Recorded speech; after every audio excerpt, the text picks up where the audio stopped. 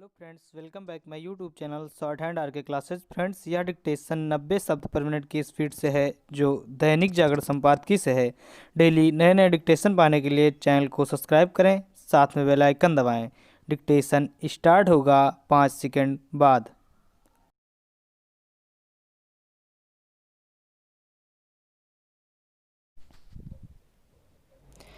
Start. Switzerland ने अपने यहाँ के बैंकों में खाता रखने वाले भारतीयों की जो सूची भारत सरकार को उपलब्ध कराई, वह काले धन के खिलाफ लड़ी जा रही लड़ाई की सफलता का परिचायक है। इसके पहले इसी तरह की सूची पिछले साल भी मिली थी। स्विट्जरलैंड से इस तरह की सूचियां मिलना इसीलिए संभव हो पा रही हैं क्योंकि भारत ने इसके लिए अंतर्राष्ट्रीय मंचों पर आवाज़ उठाई।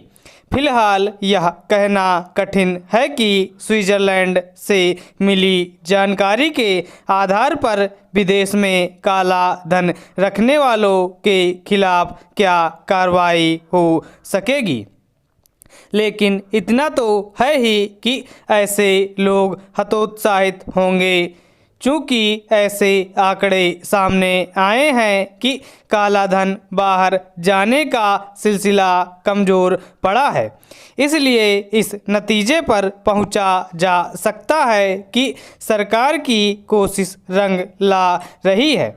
केंद्र सरकार और उसकी विभिन्न एजेंसियों को काले धन और खासकर भ्रष्ट तौर तरीकों से हासिल किए गए धन को विदेश ले जाने वालों के खिलाफ सख्ती का सिलसिला कायम रहने के साथ ही इस पर भी ध्यान देना चाहिए कि भ्रष्टाचार पर भी लगाम लगे।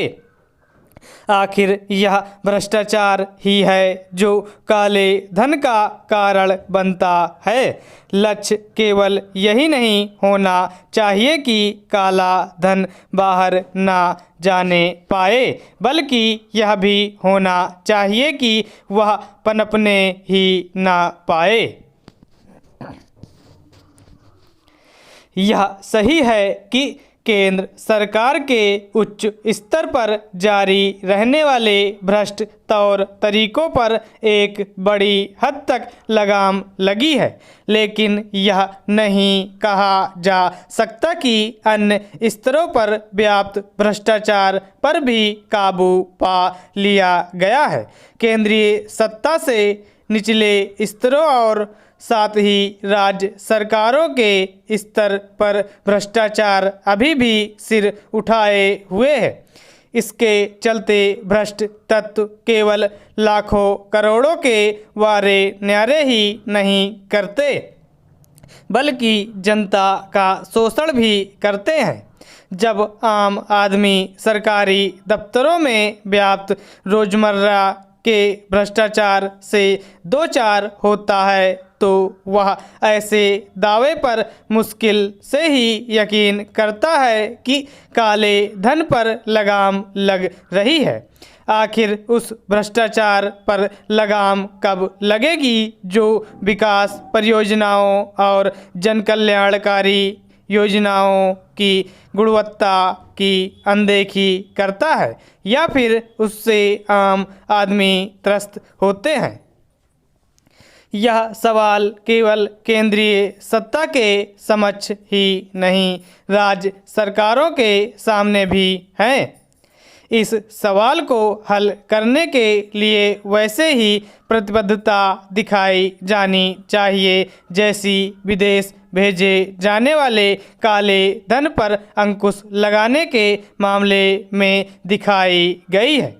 वास्तव में हमारे नीति नियंताओं को यह समझने की ज़रूरत है कि नौकरशाही के भ्रष्टाचार पर लगाम लगाने के मामले में अभी बहुत कुछ किया जाना शेष है। स्टॉप।